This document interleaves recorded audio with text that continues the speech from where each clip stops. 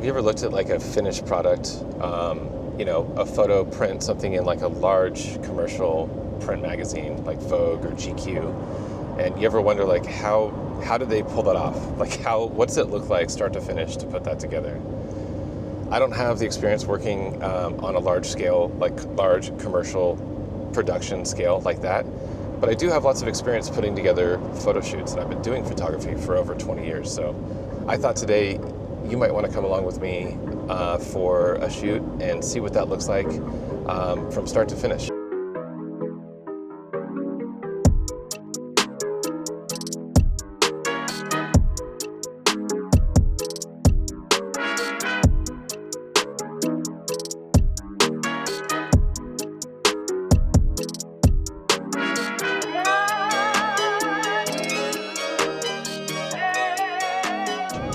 So I'm heading up to the Marin Civic Center, which is a Frank Lloyd Wright building that I had scouted and picked for this specific theme shoot.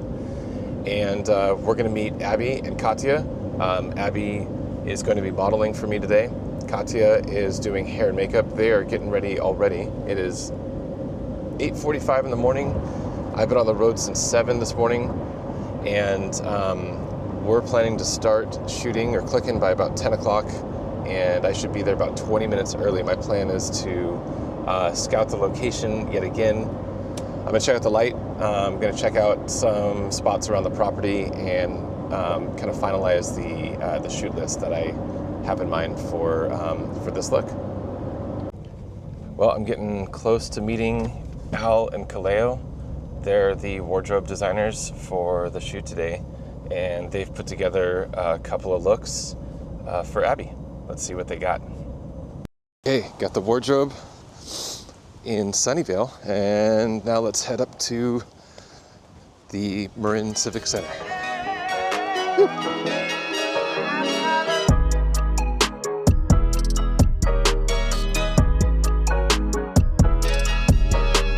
So because I'm juggling the art direction, the production, the planning, and the photography, and the videography all at once, so this might be a little bit clunky. I'm going to do my best to document and capture behind the scenes while I'm doing the shoot, but my priority still is going to be the photo shoot, the stills.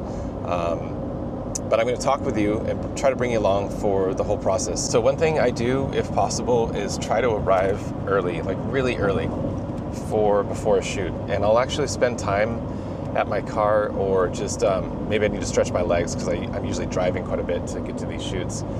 And I usually have my journal, and I have usually some inspiration photos, a mood board or something I've either saved on my phone, or I can grab from Pinterest or other programs I'm using to just keep inspo. I'll scroll through some of that. I'll revisit my notes in my journal and really just kind of get my mind set and framed around the intentions for the shoot, the look, the mood, things I need to get done, how I'm going to shoot it. I'm pre-visualizing the shots quite a bit, down to like what lens is going to be on the camera, what my camera settings will be, where I'm going to be positioning myself with the subject, meaning like, am I standing tall, am I crouching down, shooting low and up, every single detail that I can possibly imagine. I'm trying to run through my head before I've even turned on the camera and started clicking. So hopefully we get there. Yeah, I'm going to get there about 20 minutes early. That's going to give me enough time to do that walk.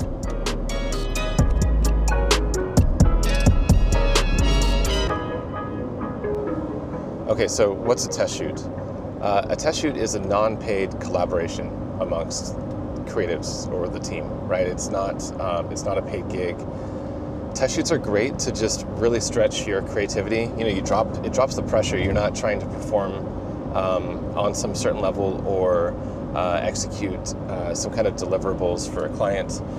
It gives you the creative freedom to mess around, to play around and find out, push concepts, meet new talent, all kinds of things. So I like doing test shoots. I do them as much as I can, and it keeps my creative flow going. So we're doing a test shoot today.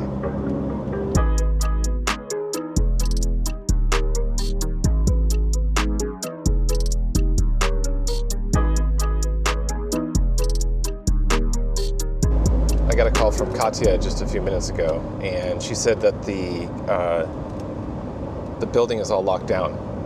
And I know it's not open on the weekend, but generally, from what I had heard, there's staff that are still doing work, and we should be able to access the corridors and common areas of the building.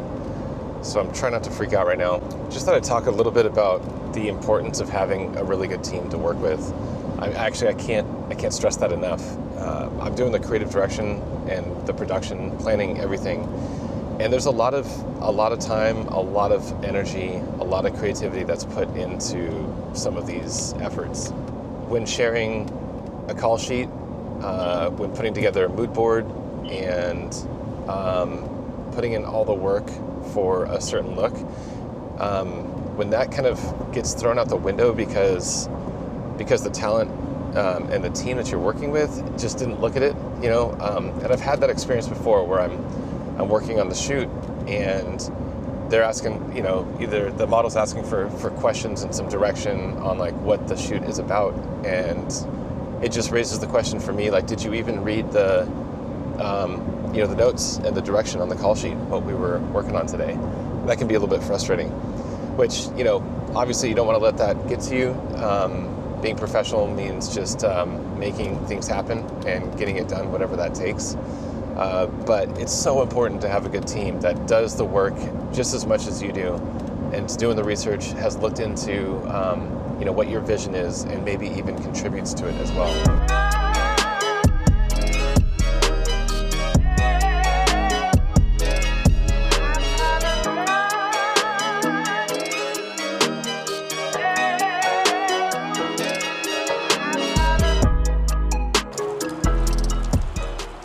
Well, it's raining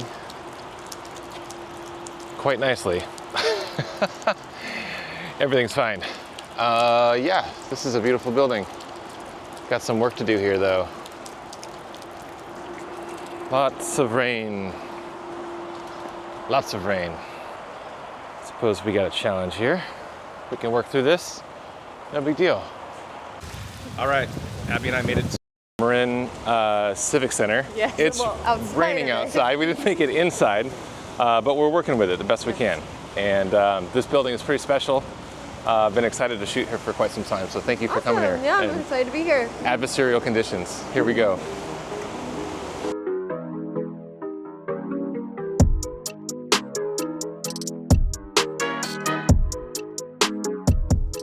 So we totally got skunked with the building being locked. Great job, Scott. That was amazing. And the weather hasn't been super cooperative. It's been rainy and cold and windy outside. I'm open to any challenge, and let's go for it.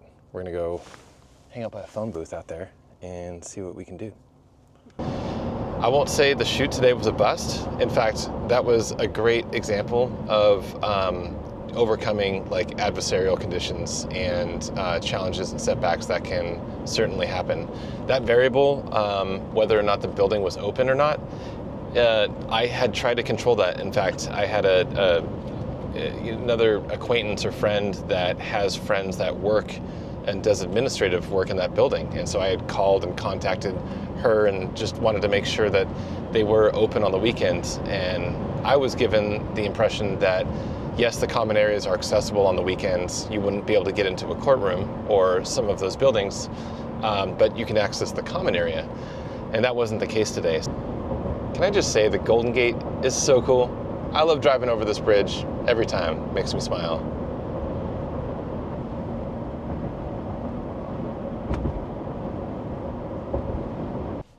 The lighting today was definitely a challenge, and it was something that I had to pay a lot of attention to. It was like between, there was some like sunbursts or moments where the rain would let up and the sun was actually kind of slightly coming out. And then other scenes where it was just super diffuse and couldn't even find a shadow. Also, since we couldn't shoot inside the building or in the covered areas, that was something we were working around. You really need to be flexible and forgiving and open-minded, and just be prepared for whatever throws, whatever nature throws in your direction, which is a great challenge. I love that challenge. I know that, there's actually a lot of famous photographers that talked about liking to shoot outdoors because of that. I just want to give a thank you to Alan Kaleo for putting together the awesome wardrobe. That suit was great. Thanks to Katya for meeting me, or meeting up with Abby and doing hair and makeup.